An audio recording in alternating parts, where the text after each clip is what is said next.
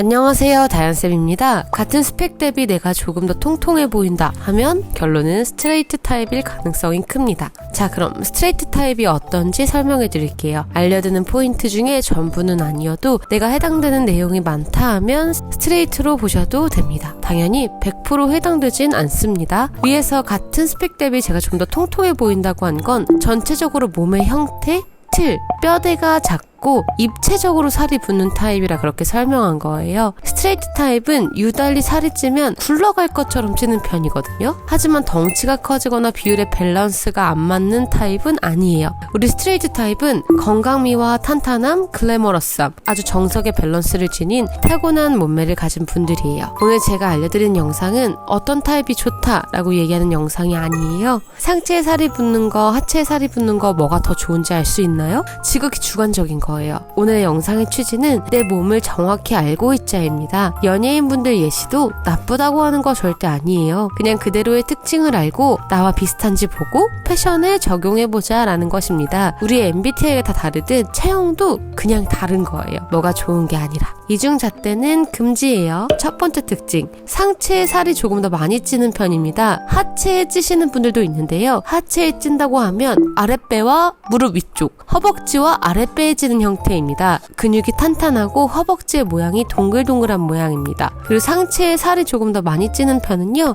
승모근이 조금 더 발달되거나 목이 조금 짧은 특징이 있기 때문에 상체에 조금 더 살이 많다고 볼 수 있고요. 앞섬의 높이가 좀 높기 때문에 아무래도 상체의 밸런스가 조금 더 큰 것처럼 보일 수 있습니다. 두 번째 특징은 손발이 작은 편입니다. 신장에 비례하겠지만 큼직한 느낌보다는 작고 짧고 두툼한 느낌이 특징입니다. 손목도 보시면 손목이 동글동글한 타입이에요. 세 번째 특징은 승모근 발달이 쉬운 편입니다. 승모근이 발달되고 어깨가 직각 형태가 아니라 둥글둥글한 느낌이 든다면 스트레이트의 가능성이 높습니다. 네 번째 특징은 허리가 잘록하지 않거나 잘록하더라도 이런 형태로 잘록합니다.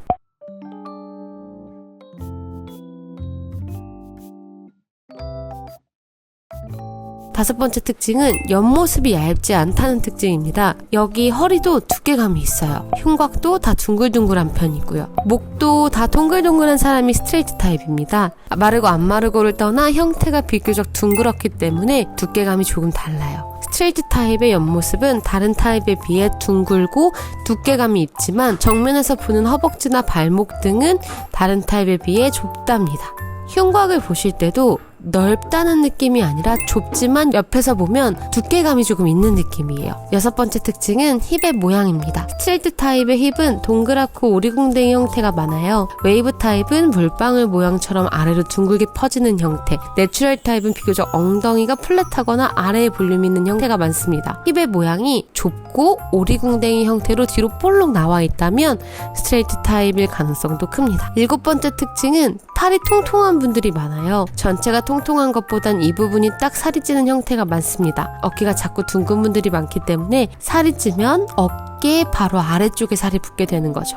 오늘 스트레이트의 7가지 특징을 알려드렸어요. 어떤 건 나 같기도 하고 어떤 건 아닌 것 같기도 할 텐데요. 과반수가 해당된다면 이 타입일 가능성이 큽니다. 해당이 안 되는 부분은 개개인의 퍼스널한 요소일 수 있어요. 체형을 판별하는 더 많은 포인트들이 있는데요. 차례로 한번 소개해 볼게요. 궁금하신 점 있으시면 댓글로 남겨주세요.